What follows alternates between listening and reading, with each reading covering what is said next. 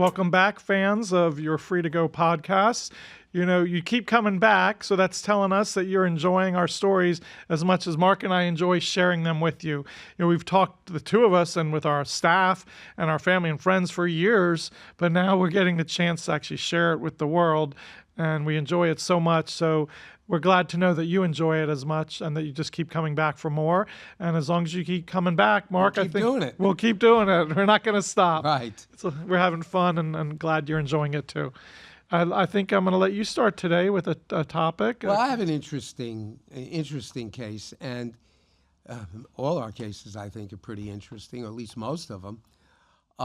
We talked in another episode about strategic decisions. And, you know, that happens a lot. We have to make strategic decisions on behalf of our clients.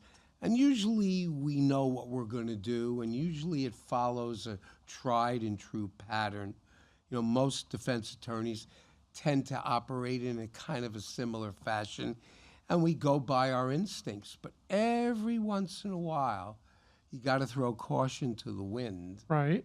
And do something that at the moment, you're not sure it's going to work, but you're going to give it a try because it makes sense. Even though it defies all conventional wisdom, you're going to do that. And I have one case where that happened. So let me set the stage. My client, will call him Carl. Carl had been a senior captain for one of the airlines. In fact, he had gotten to the point that he was one of the highest paid captains in a major airline that doesn't exist anymore, Eastern. And what his job was to actually, after planes had been retrofitted or repaired, he would be the one to take them up and test them. I wouldn't want that job. A certain amount of risk involved, right? Yeah, I would think so. That was his last position with the airlines. And he was paid more than any other captain. And then at one point, he discovered that he had a heart condition, a minor condition, but at that point, the airlines decided, no, he can't fly anymore. So he retired with a very nice pension. He had made a lot of money over the years, and he got into a hobby that he always had, which was hydroplane racing teams. These are those hydroplane boats that can go 200 miles an hour. Yeah, and it doesn't surprise me that that became his hobby, because I know a lot of pilots, and all their hobbies are things that are fast. Fast. They love fast cars. They love fast jet skis. They love these fast boats. It's just in their blood. It's their Right. DNA. Right. And that's probably what led them to being a pilot. Right. And sometimes, sadly, they get in trouble with their hobby or their passion for speed. Right. So let's see where this goes. In this particular situation, obviously, he was way past the time that he was going to pilot a boat. Totally different skill set. And talk about fast. Could you imagine going 200 miles an hour around a track, a Formula One track or a NASCAR in a car is scary enough. Could you imagine on water doing that? Right. Well, he got involved. You know, there were famous teams like Miss Budweiser and other teams. He had a team, and he invested the money, and he became the majority owner of a team. He had two other partners, but they were minority owners. And there's a circuit of races, just like you have a Formula One circuit or a NASCAR circuit of races all over the country. And one of the races was in Pasco, Washington, the state of Washington, in the Northwest. And he was up there for a race, and he got into this big dispute with his partners. And being the majority owner of the team, he decided it's my way or the highway. And he had the legal right to do that. But they created all sorts of problems. So finally he got so disgusted. One night, the boat was on a trailer. He hitched up the trailer to a truck. Right. And he drove it all the way down to Miami, where he lived. Wow. By the time he got to Miami and pulled into his home in Coral Gables, there were federal FBI agents waiting for him to arrest him for interstate transportation of stolen property. Interesting. So he he was the majority owner. He had every right to do what he did. Right. But what had happened, we learned later on, is his minority partners had forged documents to make it look like they were the sole owners of the team, and that he was simply a manager of the team. So now they're actually committing a crime themselves, right? So what happens is he's arrested. That's when I get the call through some contact. I don't remember how he came to me. I go see him in the lockup. I get him out on bond because he had great roots in the community, and it was not a risk of flight or danger to the community. I get him out on bond, and now we have a court date set in federal court in Yakima, Washington. Right, yeah. He's got to go back. Now, I had been to about 20 different federal districts around the country, some of them small. I don't even think I had heard of Yakima, Right. Washington. Yeah, this is the first time I've heard of it. Yeah. I hope you didn't have to drive back with pulling the boat from Miami to The Washington. boat was seized by the agents Oh, in the okay. trailer as evidence and fruits of the crime. And so what happened is we are going to have to fly up to Seattle, and in Seattle take a commuter plane across the Cascade Mountains to the other side, to the eastern part of Washington, to Yakima. And he had never been to Yakima either. He had been to Pasco, which was, I guess, within the district that Yakima's courthouse covered. Right. So we're in the eastern district of Washington.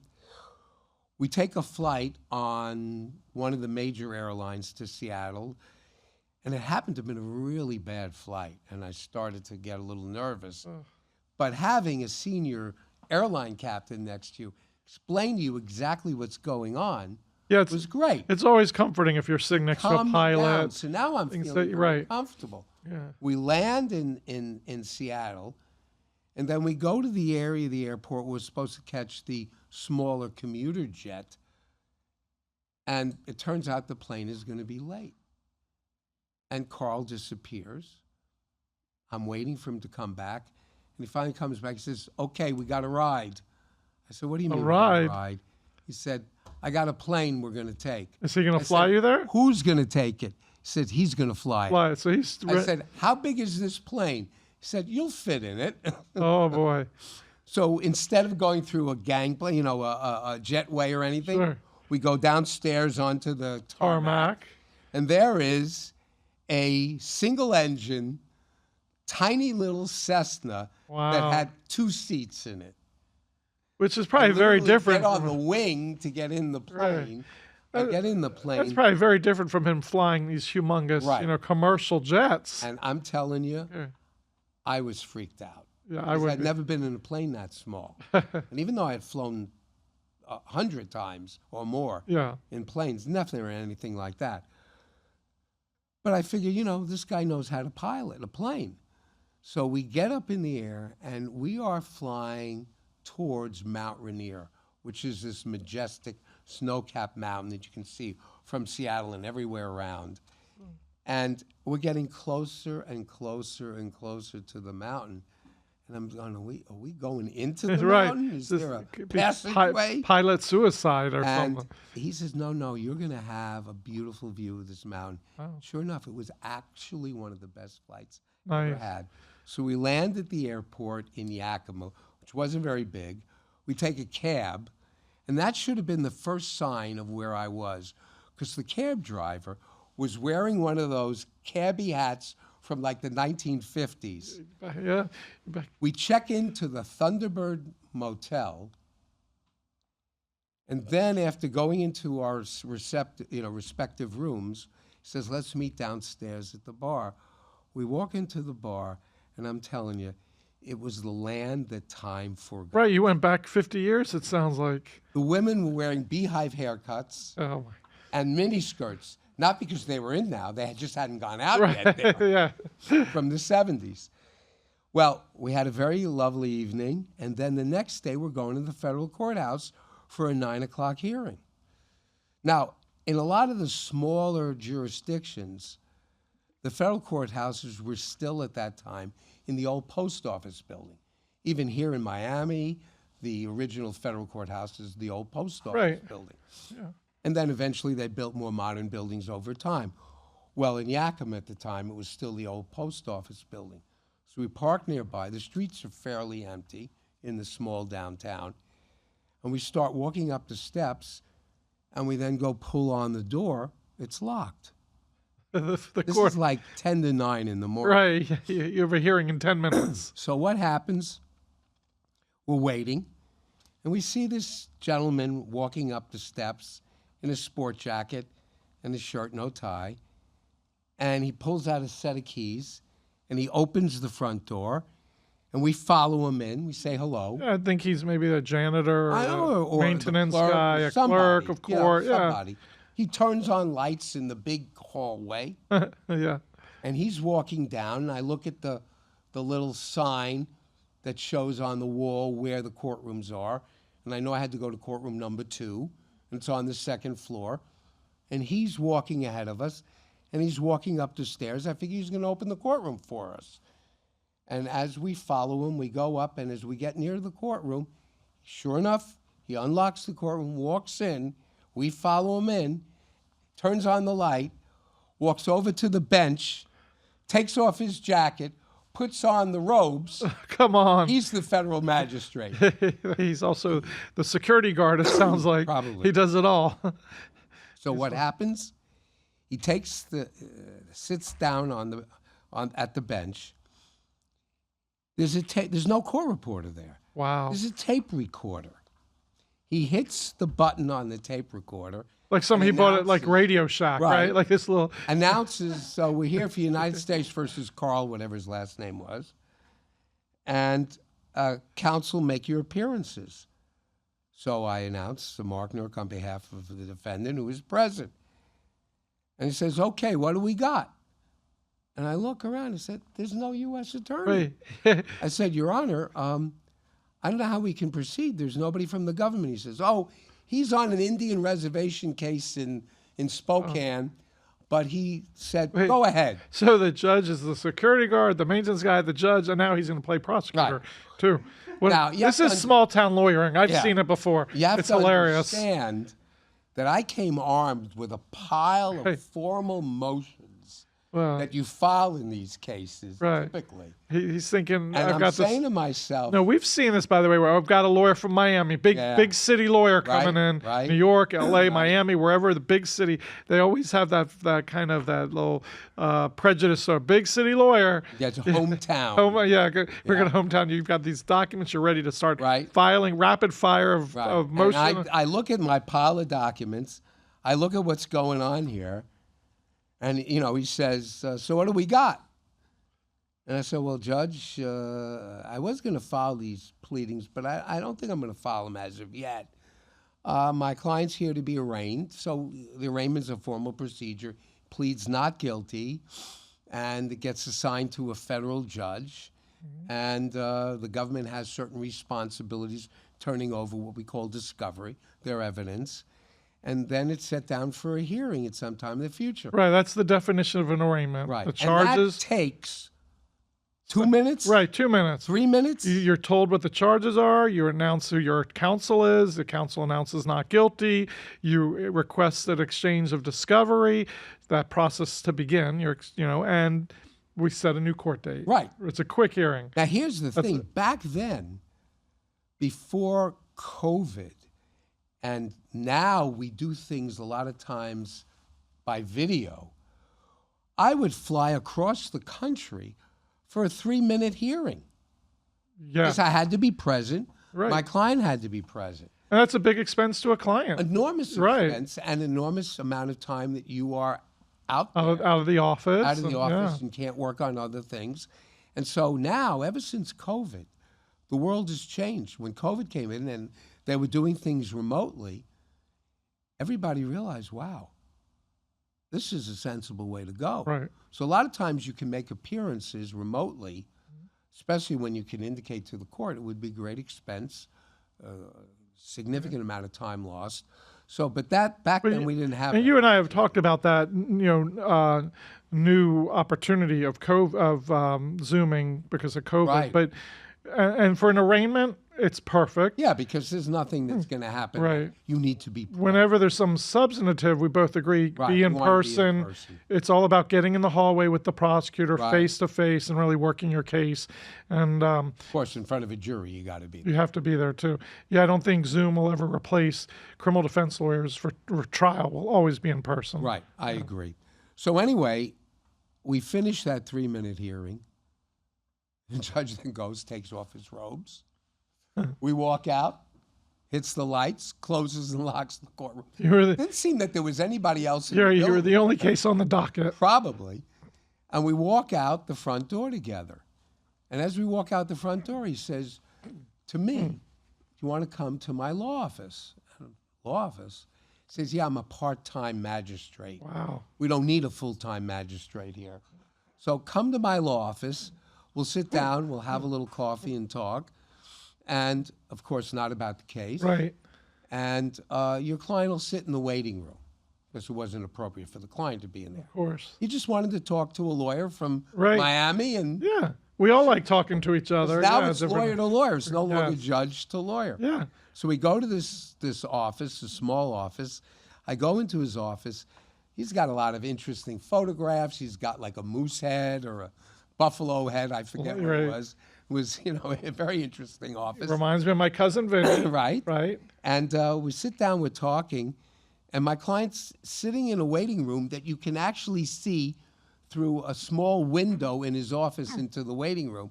And I could see him constantly looking at my client, and he says, "You know what? Looks like a kind of a decent guy. Tell him he can come in here. Doesn't have to say anything. But I feel bad him sitting there, and he probably wants some coffee." All right. I said, "Come on in, Carl. Just don't say anything." All right? So Carl's sitting on the couch. I'm sitting on one of the chairs facing the desk. He's behind the desk, the magistrate. Very nice guy. We're talking for like 20 minutes. God knows what we're talking about. And by the way, did you ever pick up? He said he has a practice. Is he a criminal lawyer or is he? I had no you have idea. no idea. No, I don't think he was a criminal lawyer per se. Right. Because I don't think you could make a living just being a criminal lawyer in that That town. sound right. He's probably I a have door feeling lawyer. There, jaywalking was a capital offense. Yeah, he's a door lawyer. Anything that comes in the door, Anything that comes in he the door. handles. Okay. So what happened is, after, about 20 minutes of just shooting the shit, I don't know what possessed him, but he said to me, "Boy, your client looks like a really nice guy. I can't imagine he's stealing all this very expensive property. Tell me, honestly, off the record, Wow.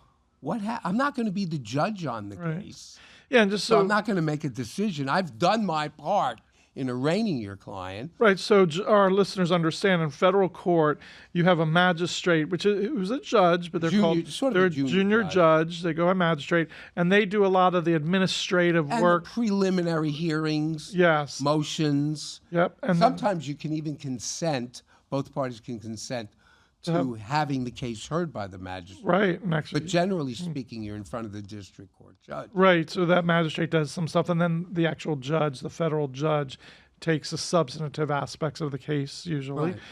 So he says, "So tell me," he says, "off the record, I'm not handling this case anymore. I'm not going to talk to the district court judge. What happened here? He looks like such a nice guy. So- Why did he steal this stuff?" So I said, "Judge," I said, "he didn't steal anything." And I said, "In fact, Judge, he's the victim of a crime." And he looks at me strange. And then I'm saying, what do I really Yeah, good go one. against conventional wisdom and let my client talk?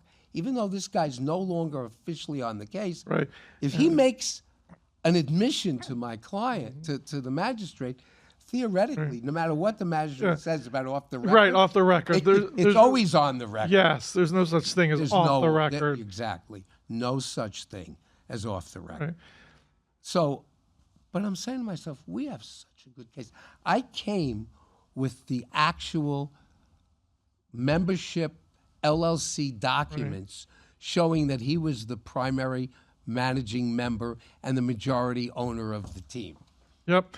And it's like another case you spoke about in a different episode where you had this evidence that really did exonerate your client, but you made the strategic decision in that case, let's not show it to the prosecutor, let's save it for trial.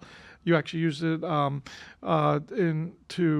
was a client that was lying on the stand and used it to impeach that client.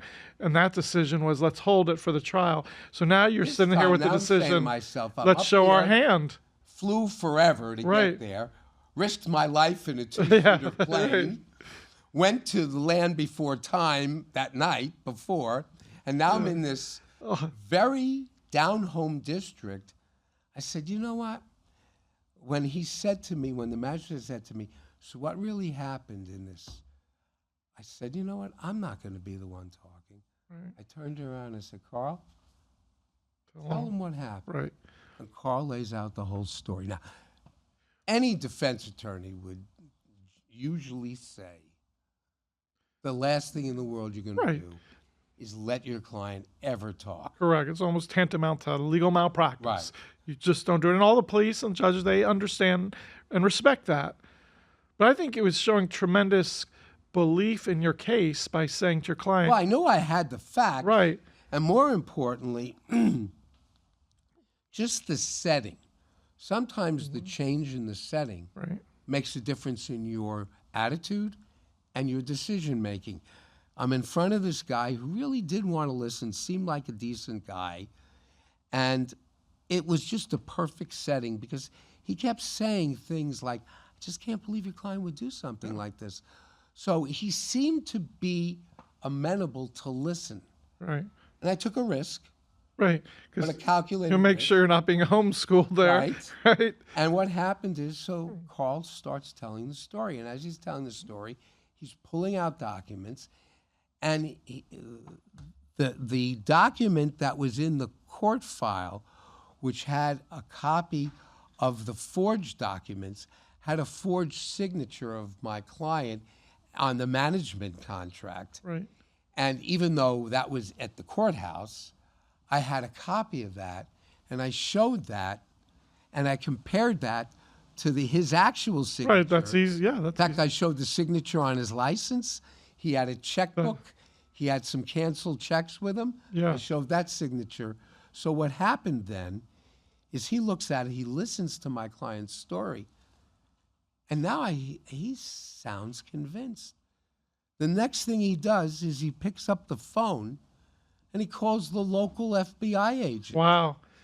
Which he probably had his personal cell number Okay. because it's a small He town. says to my client, okay, right now, of course, you're free to go home. Yes. Case is still pending. But I have a feeling things are going to work out pretty good for you. Even though I'm not the magistrate on the case, I feel a duty to turn over this information because it helps you. And lo and behold, by the time we got back to Miami, his two minority partners who forged the documents were arrested. Good. Good.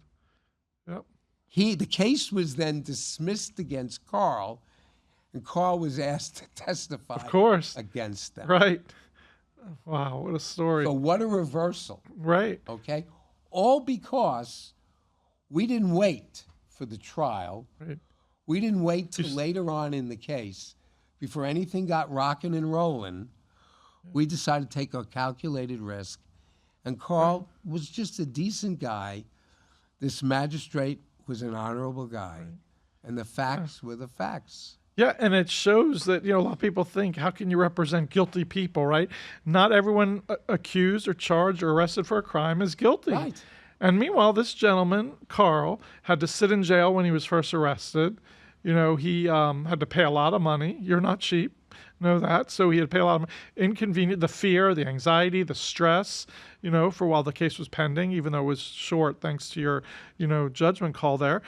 It's a huge expense on him and his life and his finances for something he never should have been arrested for. And I made one more tactical decision in the case that I'll stand by till today. About a month afterwards, Carl called me and he said, I really want to thank you for everything you did. And one of the ways I'm going to thank you is I'm going to take you up in a brand new plane that I bought, and it's one of these new experimental planes. And it was at the time the plane that had the parachute. I think it's called Cirrus or something. Cirrus, yeah, that has the parachutes. And I said, you know what, So you have Carl? nothing to worry about. We got a parachute. Right. And I said, you know what, Carl? I had that ride with you to Let's quit while we're ahead. I said, this time I'm going to pass. Enjoy the plane. Right. I love that. You know, we see the human side of judges and prosecutors at times. Obviously, when we're in the courtroom, you don't see it a lot. But it's great that you had a judge there, or magistrate, federal court, which is usually very conservative, very stiff. The fact you were in a small community. That you could actually go to the guy's office. Right, and hang out. Now try to go see a judge in chambers. Yeah. It's impossible. It's impossible with the security and the rule. Yeah, it doesn't happen. Right. Yeah. You know, I had this prosecutor once on a case who said to me, well, I got to lay it out a little bit first. There was a casino, and my client had a really good thing going. He was a regular gambler at this casino, and he became friends with someone who worked behind the desk, behind the cage, and they became very close. So the person who worked behind the cage said to him one day, we have these free $100 free play vouchers, $100 vouchers that we mail as a marketing tool to people. In the mail, they do like 1,000 a week, get mailed out to people, and it entices them to come to the casino, and for $100 of free play. I'm willing to sell them to you for like 10 cents on the dollar. Oh, wow. Yeah, so my client said, that sounds great, thanks. So they met outside the casino at a local gas station. He bought $10,000 worth, 10 cents on the dollar. He used them. He gambled. He bought more at a later date. He bought more at a later date, and he kept buying for about 2 years. And he was also using his own money as well, but he was a regular gambler, 3, 4, 5, 6 times a week at the casino. And they had a great relationship. The person behind the cage was making some money off of it. They weren't in a safe. They weren't audited or anything. They were just a pile of these, because it's a marketing piece. Someone has, a bad experience. It's like, here's a $100 free play voucher, right? So one night, the gentleman was married, my client, and one night he said to his wife, "Why don't you come with me tonight? Come to this, casino." She never went. She's not a gambler. She's like, okay. He asked her a lot, actually. This one particular night, said, "Okay, I'll come." So she goes with him. He's off doing his gambling. She's playing some slots, a few dollars worth of slots. And she goes up to the cage. She doesn't know anything about this scam, by the way. She goes up to the cage. She says, "Hey, can I get a voucher for a buffet?" I think the buffet was $12.99. And the person says, "Well, yeah, we're happy to give that out, but did you have a bad experience? Because we usually give a free buffet if someone has a bad experience." And she said, No, I'm having a lovely time tonight. She goes, "Oh, are you a high roller? Because we also give them out free to high rollers." She said, No, I never come, but my husband's here, like 3, 4, 5, 6 times a week. He's a high roller. She says, "Oh, okay, no problem. I'm happy to give you a free voucher for the $12.99 buffet. I just need to assign it to your player's card." When you go to a casino, they give you a player's card. That's how they keep all the analytics of how much people are betting and how frequently and all that good stuff, and what they're betting on, what games they're playing. So she does it, and she walks away and gets her free $12.99 buffet. The person behind the cage sees on the card hundreds and hundreds and hundreds of thousands of dollars of free play tied to this card. And she says, "Oh boy, we've got some computer glitch going on here." So she sends it to the IT department to look into it, right? And about a week later, my client and the person behind the cage who he was buying the tickets from, the vouchers, both get arrested. For a $12.99 buffet voucher. Yes. Oh, my God. So the prosecutor, this is the human side to it, he was the head of the white-collar division. This was a Broward case in Fort Lauderdale, Florida. Don Tenbrook, you probably had cases with him. Many cases with Don. Great guy. He's been retired now for maybe 6, 7, maybe even 10 years. Yeah. He checks in with me once in a while. He's a good guy. He turns to me, he says, "This is the beginning. I'll talk about this case another time about how we litigated it."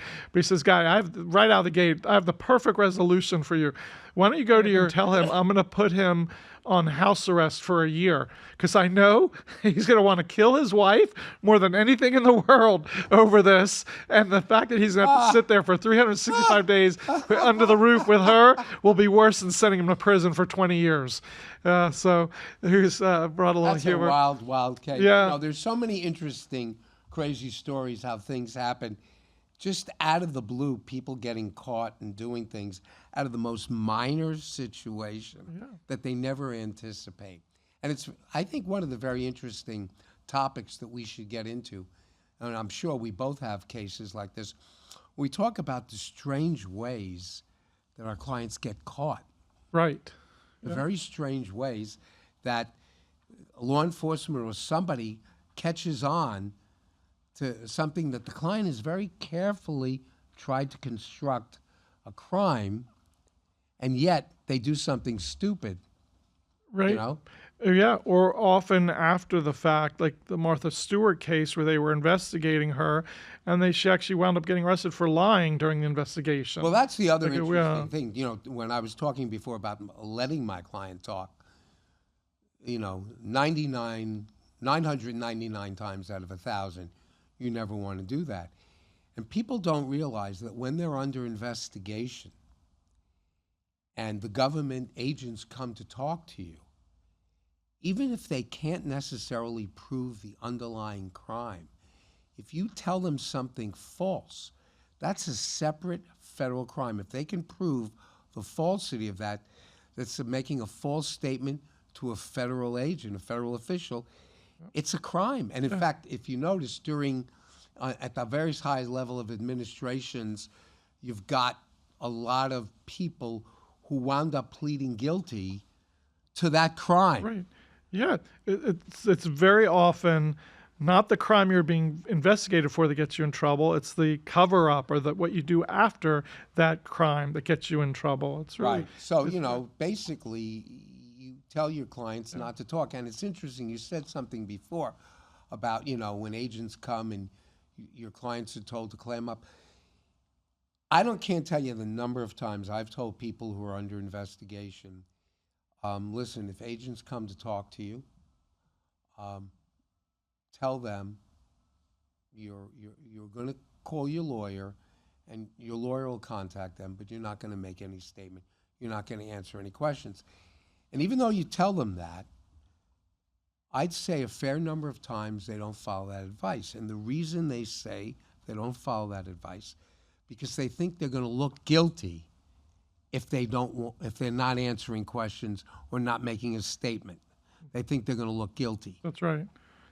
And my response to that has been, you know, better to look guilty than to be guilty, because the truth is, if you don't say anything, you're not giving them anything that they can use to prosecute you with.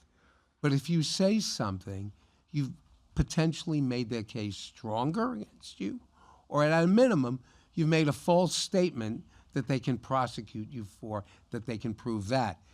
And then the final thing I always say to them, which I think finally gets across to most, is, let me ask you a question. If federal agents showed up at Bill Gates' home, or Warren Buffett, or any of those people who are lions of industry, with the most benign question, and started saying, listen, I want to ask you some questions, the first thing those people would say is, well, listen, these are my lawyers, talk to my lawyers. The agents would walk away and say, hey, you know what? That's actually the smart thing to do. Right. We expect that. Yeah. And when police are under investigation, that's the first thing they do too. They know. So what I tell, and we get this question probably from 100% of our clients, what if the police want to talk to me? My response is, I've said it every single time, tell them I will fully cooperate, but not without my lawyer present. Right. Give me your business card and I'll have him call you, or his name is Guy Fronston, here's his number, you give him a call. Right. And I said, don't deviate from that. I will fully cooperate, but not without my lawyer present. His name is Guy Fronston, here's his number, or give me your card, and I'll have him call you. I've got the number for the agent, I'm going to then call the agent. Yeah. And the first question I'm going to ask, especially if it's a federal agent, is there a grand jury? Is there a federal prosecutor assigned to this case? and gives me the name of the prosecutor, I'm done talking to the agent Right. at that moment. I may go back to it, Yeah.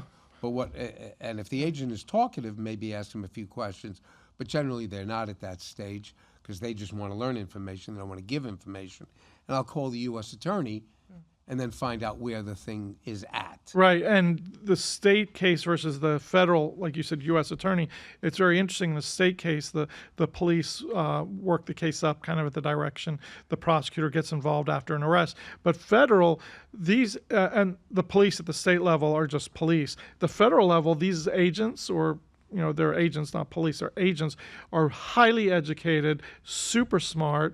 And so sometimes we'll call the assistant U.S. attorney, like you just mentioned, and we'll realize quickly that they're letting their agent work the entire case up at their own direction. And sometimes we can tell quickly that the assistant U.S. attorney is directing the investigation. Right. But it's not uncommon in federal for the actual agent to be the smart one that's really building the case. A lot of FBI agents, a fair number of them are attorneys. Are attorneys. Right. In fact, when I was graduating law school, I interviewed with the FBI.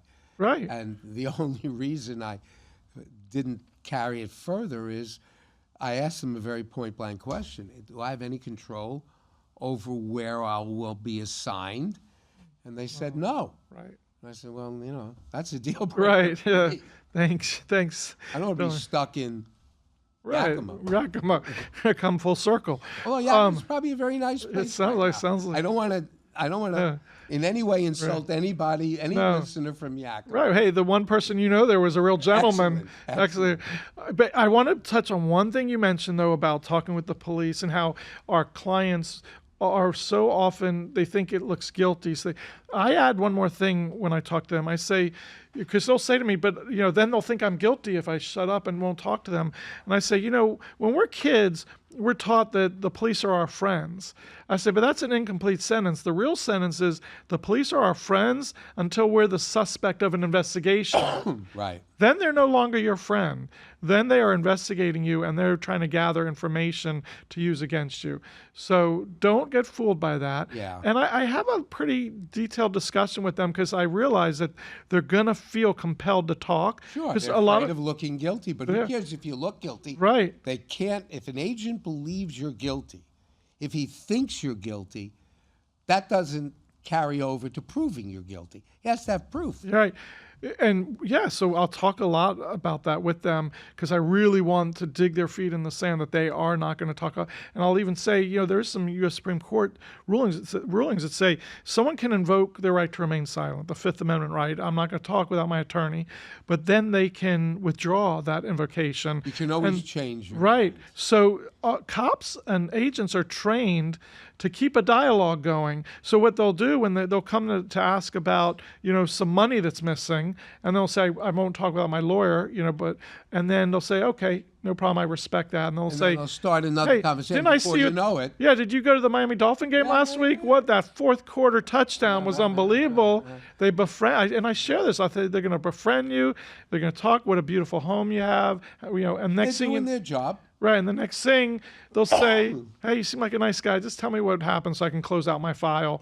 And then the courts have said if you start talking, that's you've now revoked your invocation of your right. Well, to remain silent. there's a lot of a lot of cases that talk about once you invoke your privilege, the agent should stop right. That's right. There. But we know it doesn't always happen, and at the end of the day, we know the advice we need to give our clients, but we're all human. A lot of people just don't follow it. Yeah, and we occasionally are in a position where we will, very rarely, but we will let our client talk, which the story you just shared was the perfect example of that. It was a great strategic decision. So I think we're done with our time. For today, we are. Until next time, right? Until next time, ladies and gentlemen, you're free to go. Everything expressed and discussed in this episode are the opinions and experiences of attorneys Guy Fromston and Mark Nurek and their guests. All ethical rules are complied with. Attorney-client privilege and confidential information is not shared or released during these episodes, and names, dates, locations, and other identifying information may be changed to protect confidentiality. Topics are embellished, and none of the statements made constitute legal advice and should not be considered or relied on as such.